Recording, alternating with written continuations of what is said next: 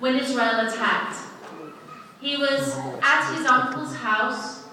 An F-16 rocket took the house down on top of the family.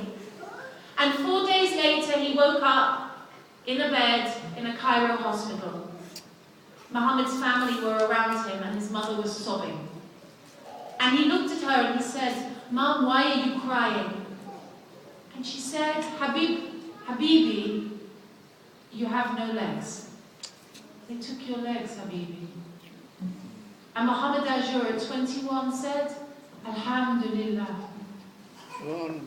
Alhamdulillah, because Allah has left me 2 hands. And Allah has left me my eyes. See, Mum, how gracious and kind is Allah to me. When so many in Gaza have no hands and so many children are blind. Can we here not say Alhamdulillah more often for what we have? Can we not remember Allah more and thank Him that our children have not only hands but legs? Allahu Akbar. I tell you, brothers and sisters, the suffering in Gaza is a lesson for us. I want to tell you now that Allah is with the oppressed. This ease of mind is what I didn't understand. This is the success that Allah talks of. This is what that hadith means. They will not be affected by those who let down, victoriously adhering to the truth until the last hour. They have victory in Bayt Hanun because they still feel happy with nothing.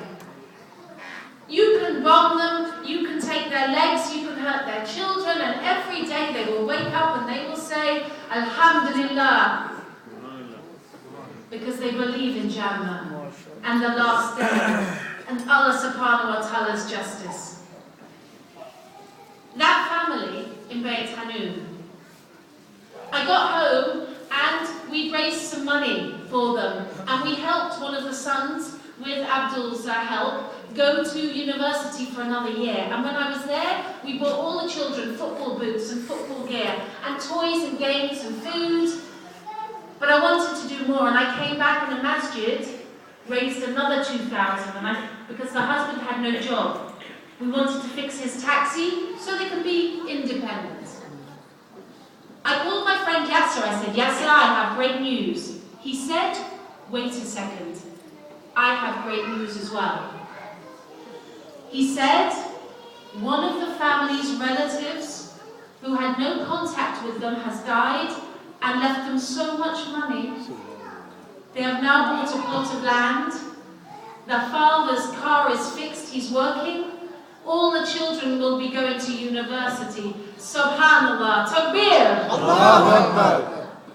Here is the proof.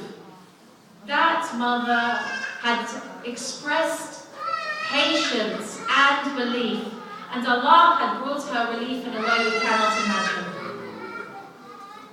I have one other story to share with you before we get on with our program, and that is this. Who here has heard of Dr. Afia Siddiqui? Inshallah, you will all have heard of her. Dr. Afia is a Pakistani doctor who was ripped from her life by the Americans 7 years ago. She was tortured, she was accused of firing on a soldier, and she was put into prison for 84 years. Her children were sexually abused, one of them is still missing. Now, a month ago, a friend of mine visited Dr. Afia's mother in Pakistan, and she told him this story. She hasn't spoken to her daughter for months, perhaps years, because their daughter cannot make calls from the American prison where she will now spend the rest of her life. But just days before, the mother had taken a call, and of course she cried. Her daughter has lost a child. She's been tortured in ways we can't imagine. And she will never see her again in dunya. And the mother was crying, and Afia Siddiqui said, Mum, don't cry, I'm happy. And her mother said, How? How can you be happy? She said, Mum, every night the Prophet visits me in my dreams. Allahu Akbar.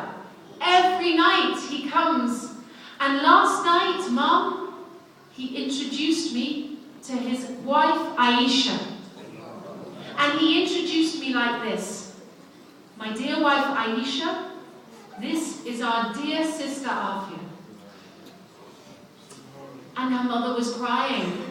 And she said, Mum, the Prophet ﷺ spoke about you as well.